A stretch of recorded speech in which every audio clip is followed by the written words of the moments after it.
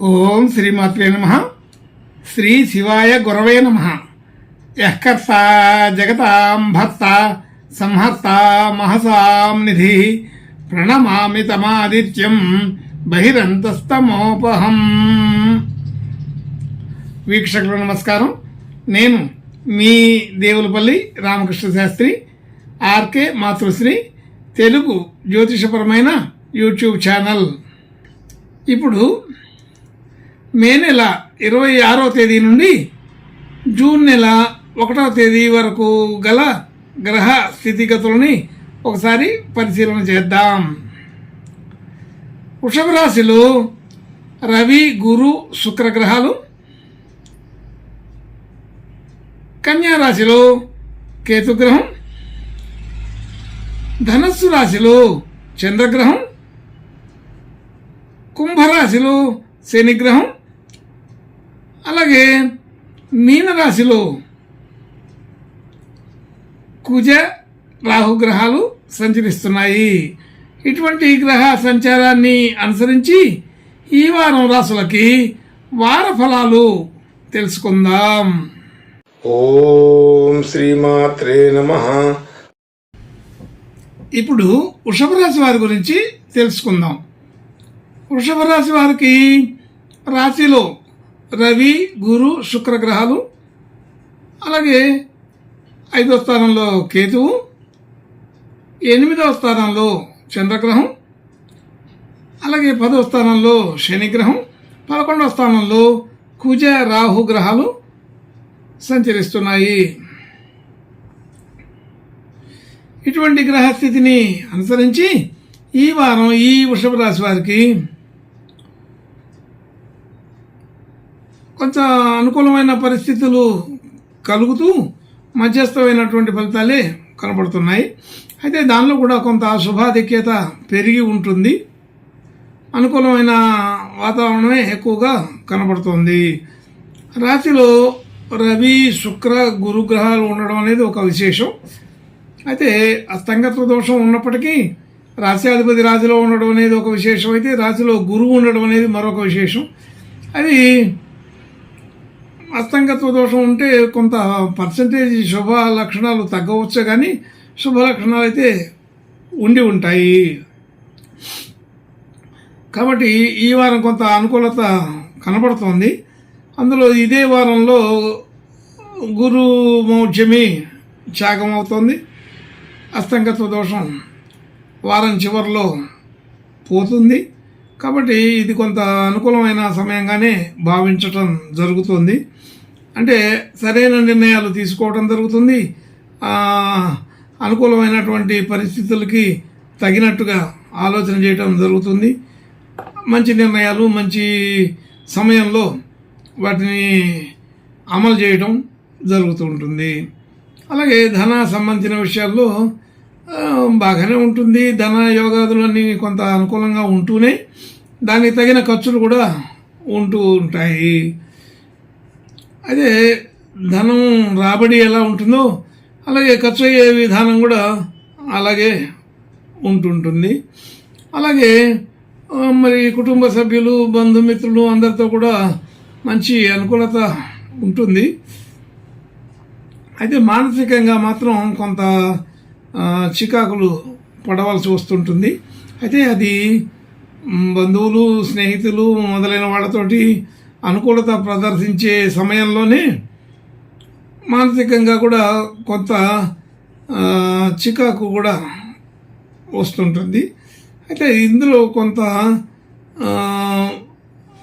మొహమాటానికి మొక్కుబడిగా ఉండే ఖర్చులు ఉండే లక్షణాలు ఏవైతే ఉంటాయో అన్యమనస్కంగా చేయాల్సి వస్తుంటుంది.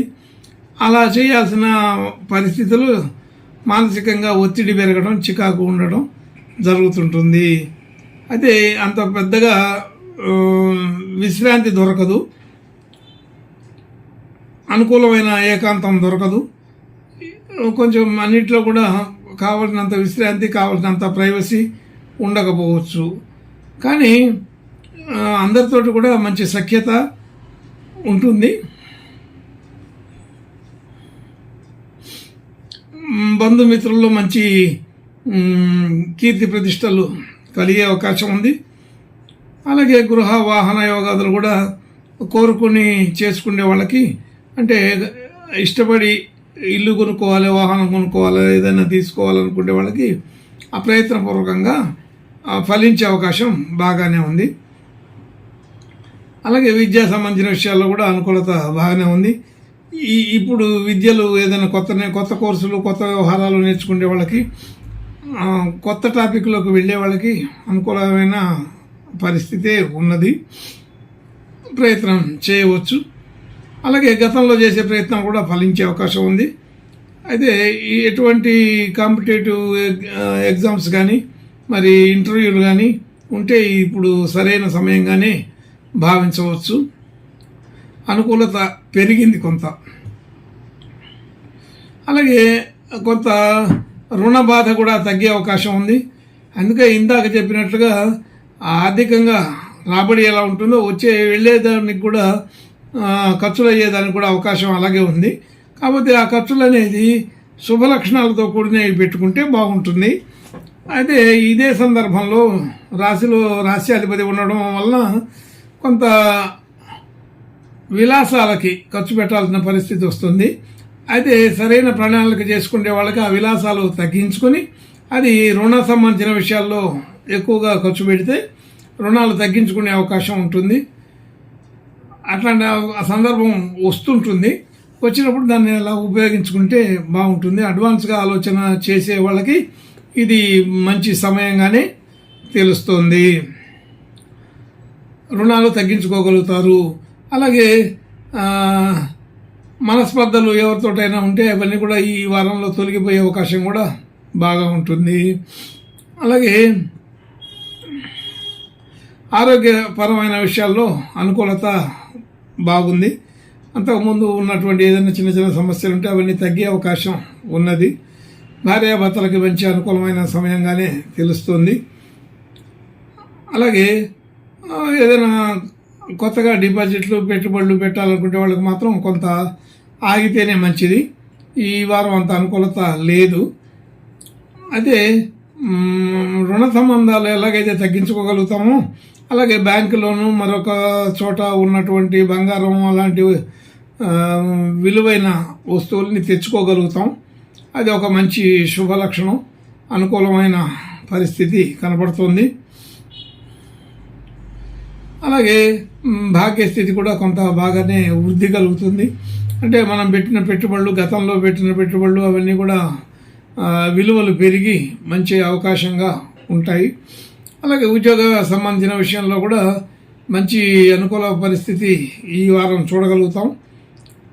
అయితే రవి, శుక్ర, గురు గ్రహాల కాంబినేషన్ తోటి దశమానికి ఒక గురు దృష్టి వెళుతోంది. కాబట్టి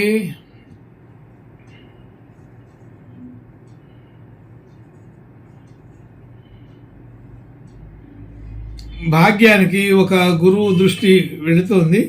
కాబట్టి ఇది అనుకూలమైన పరిస్థితిగానే చెప్పుకోవచ్చు. భాగ్యం వృద్ధి అవుతుంది. అలాగే ఉద్యోగ సంబంధించిన విషయాల్లో కూడా అనుకూలత బాగానే ఉంటుంది. స్థానాధిపతి శని ఆ స్థానంలో చాలా రోజుల నుంచి ఉంటున్నారు. దశమాధిపతి శని దశమంలో చాలా రోజుల నుంచి ఉంటున్నారు. కాబట్టి ఇది అనుకూలమైన పరిస్థితే అనిపిస్తుంది. అలాగే ఉద్యోగం అంటే కొంచెం కష్టం ఎక్కువగా ఉంటుంది. శ్రమ ఆధిక్యత ఉండి దానికి తగినంత గుర్తింపు లేదనే ఫీలింగ్ అయితే ఎప్పుడూ ఉంటుంది.